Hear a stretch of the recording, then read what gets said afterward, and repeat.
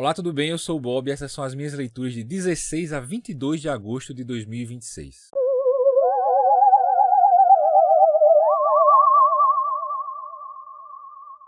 Começando, como sempre, com os livros, eu estou lendo dois livros no momento, né? Um deles, esse aqui, Os Assassinatos da Rua Morgue. Na Rua Morgue, na verdade, né? Não é da. É um livro que reúne 3 contos de Edgar Allan Poe, sendo o principal esse, Os Assassinatos da Rua Morgue, né? Eu estou no segundo conto desse livro, que é meio que uma continuação do Assassinato da Rua Morgue, que foi o primeiro. O primeiro conto, como eu falei semana passada, ele demorou um pouco para engrenar, para mim pelo menos. Mas depois de um tempo eu entrei na vibe da história e, enfim, engrenou, né? Funcionou direitinho. Esse segundo conto não tá indo bem, cara. Tá muito sério, tá muito difícil. Como é que é o nome desse conto? Eu não tô lembrando aqui. Deixa eu ir pegando aqui o nome dele. Eu não tô lembrando por enquanto. Mas, enfim. Cara, tá muito difícil de acompanhar a história, de ver o que tá acontecendo, assim, tipo, sei lá, de engrenar mesmo, sabe? Passa muito tempo, é o Mistério de Marie Roget, o nome desse segundo conto. Sério, ele passa muito tempo aqui falando sobre retalhos, tipo, aconteceu um assassinato dessa pessoa, essa Marie Roget, e daí os personagens do primeiro conto, né, que é um personagem que eu atribuí, que é o próprio Edgar Allan Poe, e o Dupin, que é um detetive, né, e tal, que ele criou para essas histórias. E aí nesse segundo conto, pelo menos até agora, o que mais acontece é eles ficarem comentando como se fossem as notícias dos jornais que saíram falando sobre esse assassinato, mas a história não anda, sabe? Tipo, faz um bom tempo que eu tô lendo e tá só nisso, os caras só comentando. E o que foi que o jornal tal falou? O jornal tal falou isso, mas tem isso. E a história não anda, bicho. Não parece nem que, na verdade, não parece nem que tem uma história em si, sabe? Parece que é um conto onde ele tá comentando notícias de jornal. E por mais que seja legal você comentar notícias de jornal, eu como jornalista, eu não posso, né, não posso ir contra a minha profissão. Contra o meu diploma, talvez não profissão, né? Mas pelo menos contra o meu diploma, já que eu não exerço mesmo a profissão. Mas, bicho, chega uma hora que você tem que fazer a história andar, tá ligado? E não é o que tá acontecendo, pelo menos na minha concepção. Eu não tô vendo a história andar e pra mim tá ficando extremamente moroso. Eu tô na metade do livro, então tô na expectativa de que, sei lá, dê uma andadinha, né, pelo menos, porque eu acho que eu já passei da metade do conto, pelo menos. Mas eu tô meio assim, sabe? Eu, tipo, como eu falei semana passada, eu nunca tinha lido nada de Edgar Allan Poe, conhecia algumas histórias, né, meio que por cima ali, por causa de adaptações, enfim. Mas os livros, os contos dele eu nunca tinha lido, né? E assim, até agora, esse meu primeiro contato real com o autor não tá sendo muito legal não, né? Porque o primeiro conto, né, o Assassinato da Rua Morgue, demorou um pouquinho para engrenar, assim, engrenou, mas demorou um pouquinho, né, para engrenar para mim. Esse segundo, cara, eu tô achando extremamente moroso, não acontece nada e as histórias não andam. Sei não, assim, não queria dizer isso, mas eu não tô achando muito bom não. Enfim, né? É a vida, né? Não sei se talvez eu não esteja muito na vibe da coisa, né? Às vezes acontece isso, né? Às vezes você simplesmente não tá muito no ambiente do negócio ali e a história simplesmente não flui pra você por causa disso. Não sei se é o caso, né? Vamos mais pra frente aí pra ver como é que vai se desenrolar. O outro livro que eu tô lendo, ainda isso aqui também, Heróis e Vilões, a História Secreta da Image Comics. Eu tô um pouquinho depois da metade do livro. No ponto em que eu estou aqui, acabou de ter a expulsão de Rob Liefeld da Image. E também o Jim Lee acabou de vender a Wildstorm para DC Comics. Essa foi a primeira grande como é que eu posso dizer? A primeira grande desavença, né? Dentro da Image Comics. Cara, como eu falei semana passada, é uma história que eu já conheço, né? Acho que, tipo, qualquer pessoa que tá dentro que é colecionador de quadrinhos, né? Quem se interessa por essa área, conhece essa história em maior ou menor grau. Por já ter visto muito vídeos falando, podcasts e, sei lá, até mesmo livros e, enfim, falando sobre isso, né? É um momento muito interessante e muito marcante dentro das histórias em quadrinhos de super-heróis dos Estados Unidos, né? A fundação da Image Comics, né? Como tudo ocorreu e tal.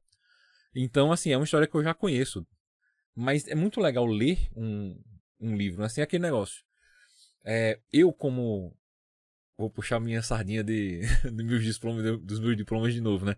Eu, como jornalista e como historiador, eu acho sempre que é muito importante e interessante que você continue procurando novas fontes sobre uma história, mesmo que você já conheça essa história enfim, de todos os aspectos possíveis. Porque eu acho que sempre vai existir algo mais para você encontrar sobre alguma coisa, sobre essas histórias que estão sendo contadas ali, né? Sobre essa fonte que, enfim, é uma fonte nova que vai trazer uma informação diferente, uma perspectiva diferente sobre alguma informação que você já tem também. E ler esse livro para mim está sendo muito isso, né?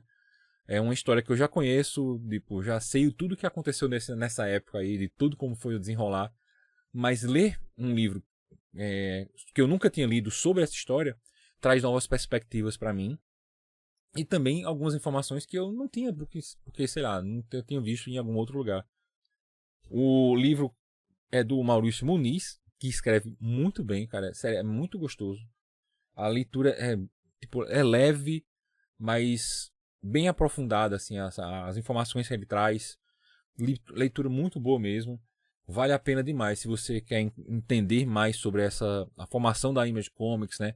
Entender como foi o mercado de quadrinhos de super-heróis ali na década de 1990 mesmo, né? Porque essa formação da Image Comics foi algo que mudou completamente a forma como os quadrinhos de super-heróis passaram a ser escritas e desenhadas e geridas a partir da década de 1990. Passando para os mangás, eu li aqui as edições 36 e 37 de Berserk. Eu tinha lido Berserk, eu gosto muito de Berserk, mas eu tinha lido só até a edição 35. A partir da edição 36 é aquele negócio, então eu fui comprando e tal, e foi, não, depois eu leio, sabe aquele, acho que todo mundo que lê gibi, enfim, que lê livro, ou, enfim, qualquer coisa que você goste, você muitas vezes acaba fazendo isso, né? Você fica, não, você compra um negócio e não, eita, eu não vou ler agora não, vou deixar, já saiu a edição, pronto, sei lá, comprei a edição 36, aí não, já saiu a 37, pô, espera a 37 sair, que eu leio de uma vez. E aí vai colocando outras coisas na pilha de leitura, a vida vai acontecendo e vai meio que ficando ali, né, tal. E ano passado, quando, quando eu fiz minhas tatuagens de Berserk, eu pensei assim, caramba, velho, eu só li por que eu só li a 35? Eu tenho as outras edições na minha coleção. Por que eu não li ainda, né? Eu vou fazer o seguinte, eu vou ler, mas eu quero fazer o seguinte, eu quero ler desde o começo. Porque, como fazia muito tempo que eu tinha começado a ler Berserk, tem muita coisa que talvez eu não lembrasse direito e tal, né? Então eu queria aproveitar, né, essa deixa para ler tudo direitinho de novo do começo, né? Para até a edição 42, né? Que é a edição atual, né? Eu tenho todas essas aqui na minha coleção, mas enfim, né? Como eu falei, a partir da edição 36 para mim é tudo material inédito. Aqui na edições 36 e 37, a gente vai ver o desfecho da batalha desses personagens do grupo do Guts e tal, contra o Deus do Mar. Que uma coisa que eu percebi, foi engraçado, porque tem aquele pirata, né, que aparece aqui, e é um pirata que tem medo da água do mar, um negócio assim, não tem medo de nadar. E aí eu fiquei pensando assim, na época em que eu tinha lido isso pela primeira vez, eu nunca tinha assistido nada de One Piece, nem nada do tipo. Eu sabia que One Piece existia, mas não tinha nenhum conhecimento sobre a obra. E aí, lendo essa parte agora, eu fiquei pensando assim, será que é alguma coisa assim, como se fosse tipo uma brincadeira com One Piece, né? Com o fato que, tipo, lá em One Piece, os personagens que comem a fruta do diabo lá, né? A Akuma no Mi, Aliás, a Akuma no Mi, eu não lembro agora se é especificamente a de Luffy ou é enfim, todas as frutas, mas vocês entenderam. Eu não sou tão conhecedor assim também de One Piece. Eu tô assistindo os episódios lá na Netflix, mas não sou super conhecedor. Mas eu vi que esses personagens que comem essa fruta do diabo, eles não podem entrar em contato com a água, né? Que eles não conseguem nadar, eles afogam. Então, com alguma coisa aqui. Não sei o que foi. Enfim, voltando. Aí eu fiquei pensando, cara, será que é uma brincadeira do Kentaro Miura com esse negócio? Não sei, eu tenho que até procurar depois direitinho, porque eu achei uma coisa interessante. Mas enfim, voltando. A gente tem o final dessa batalha com o Deus do Mar, né, com essa galera. E tem também o retorno de um personagem que eu não vou falar quem é, porque é um personagem que eu gosto muito. Que tinha deixado de aparecer nas histórias muito tempo atrás, pouco depois ali da parte da Era de Ouro, do Eclipse. E é um personagem lá daquela parte lá, que eu acho um personagem extremamente legal. E eu fiquei muito feliz de ver que ele voltou aqui. Eu não sabia que ele voltava. E também aparece o menininho cabeludo peladão. Aparece mais uma vez aqui. E aí eu fiquei mais curioso, porque eu lembro que quando ele apareceu, isso foi um negócio que ficou meio perdido assim na minha cabeça, na verdade. Ele aparece um pouco, acho que umas. Isso deve ser, acho mais ou menos ali na edição 20. Eu tô olhando pra cima porque eu tô vendo aqui as edições aqui em cima. Eu acho que deve ser ali na edição 28, 29, 20, 27, 28 por aí. Que ele aparece na praia, né, com os personagens. E aqui ele aparece de novo e nessa parte aqui, quando ele aparece, é adicionado uma nova camada de mistério sobre esse personagem. E aí eu tô muito curioso pra ver qual vai ser essa parada aqui, né? Não sei se ele já vai aparecer de novo logo, ou se ele não apareceu mais ainda. Mas tô curioso pra ver qual é desse personagem, desse molequinho. E tem uma coisa que aconteceu aqui na edição 37 que eu achei um pouco esquisita. Tem um flashback de Guts, ainda moleque, né? Antes dele encontrar com o bando do Falcão e tal. Em que ele encontra uma fada. E eu achei estranho porque, pelo que eu sei, né, pelo que eu conheço da história de Berserk, para você ver esses seres místicos e tal, principalmente na época em que esse flashback acontece, você teria que ter passado por um evento traumático místico mesmo, né? Assim, algo relacionado a esse tipo de coisa. E nesse ponto, cronologicamente, o Guts não tinha passado por isso, né?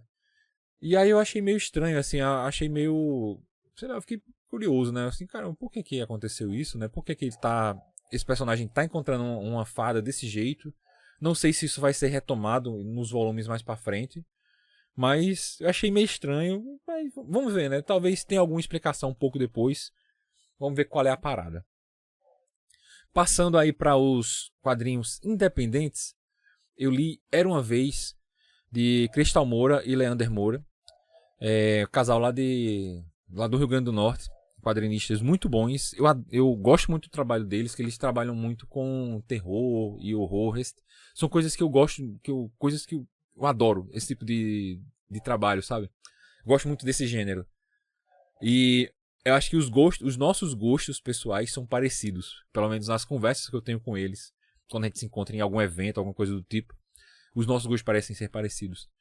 Nessa história aqui, eles vão recontar a história da Chapeuzinho Vermelho, mas com uma abordagem um pouco mais moderna e trazendo como é que eu posso dizer?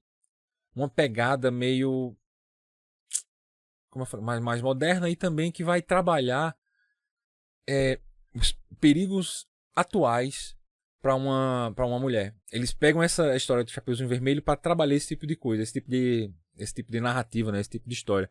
Eu achei uma proposta muito interessante, cara.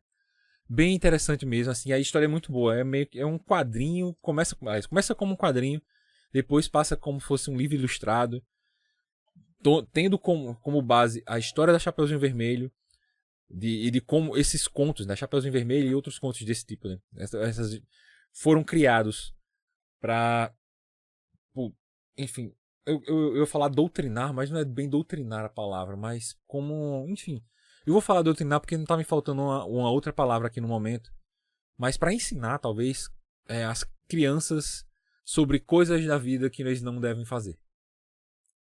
E ao passo que eles usam essa história da Chapeuzinho Vermelho, adaptando ela para um cenário em que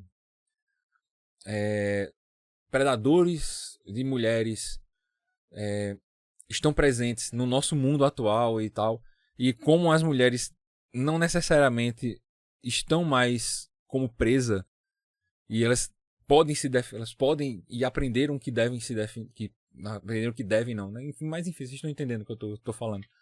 Aprenderam que deixa eu subir minha cadeira aqui que ela tá descendo. Aprenderam que podem se defender e tal. Eu achei uma proposta muito interessante, muito bacana mesmo. E eu acho que é um gibi que vale muito a pena que você procure. Você procura aí no Instagram, um dos dois aí, que você vai encontrar fácil. Não, e tipo, é um gibi baratinho, muito legal mesmo. Passando pra super-heróis agora, crossover entre Homem-Aranha e Invencível, né? Homem-Aranha contra Invencível. Essa história se passa ali antes do volume 7 de Invencível, quando ele está inventando, né? Enfrentando o Langstrom. E ele acaba sendo jogado, né, em várias realidades paralelas. Então, assim, é uma história canônica para o universo de Invencível. Porque ele é jogado para uma realidade paralela em que ele encontra o Homem-Aranha e o Dr. Octopus. E eles juntos vão trabalhar, né, para prender o Dr. Octopus e tal. É uma história curtinha, né? Vocês podem ver Lombadinha Canoa com grampo e tal. Mas é uma história divertida, cara. É uma história que eu acho que pega muito bem a essência, tanto do Invencível como do Homem-Aranha. E trabalha muito bem a dinâmica entre esses dois personagens, trazendo assim as coisas que são iguais entre eles dois, sabe? As semelhanças e também as diferenças entre eles dois. É uma historiazinha, como eu falei, uma historiazinha simples, mas que é muito legal, assim, acho que vale muito a pena. Talvez pelo preço de capa não vai valer tanto a pena. Mas isso aqui com certeza você vai encontrar barato em promoção, ou barato na Amazon, enfim, acho que é muito legal. Diferente disso aqui. Batman Pretérito Futuro. É uma minissérie em 2 partes que a Panini lançou muitos anos atrás. Isso aqui saiu lá em 2004, eu acho. Eu lembro quando... Foi 2004. Eu lembro quando isso aqui foi lançado. Eu lembro muito bem das propagandas, né, que vinham dentro das revistas mensais do Batman e da DC Comics de uma forma geral. E assim, eu não lembro de ter lido na época. Mas lendo agora eu entendi que se eu li, eu entendi porque eu esqueci. Porque, cara, é uma história muito ruim, bicho. É uma história muito ruim mesmo. Ela se passa pouco depois do ano 1. Bruce Wayne faz 1 ano e pouquinho que ele voltou para Gotham. Tá já atuando como Batman. Assumiu de volta as empresas Wayne. E aí ele tá fazendo uma reformulação nas empresas Wayne. E acaba demitindo uma leva de pessoas. E dessa leva de pessoas tem um cara que é demitido lá. E meio que do nada ele ganha poderes. Assim, apresenta poderes de ver o futuro e tal. E é completamente do nada. A história não tem a menor graça. Esse cara começa a cometer alguns assassinatos. Se mete com os caras lá pra roubar algumas coisas. Depois começa a cometer os assassinatos e... Sabe, assim... vai do nada pra lugar nenhum. Aparece... As coisas surgem e desaparecem completamente aleatoriamente. Sério, não é um gibi bom. Não é um gibi bom de forma alguma. Pra não dizer que é de todo ruim, a arte eu acho legal. É uma arte que, inclusive, ela tem muito a cara dessa época. Principalmente nos gibis do Batman. A arte aqui é do... Deixa eu ver aqui como é que é o nome do cara mesmo. É o Cully Hammer. Com a arte final de Dexter Vines e cores de Lee Louridge. É uma arte que tem muito, como eu falei, tem muito a cara dessa época do Batman. Assim, ela... Se você pegar, tipo, Detective Comics, a mensal do Robin, da Batgirl e tal. Vai ter muito essa mesma cara dessa arte aqui.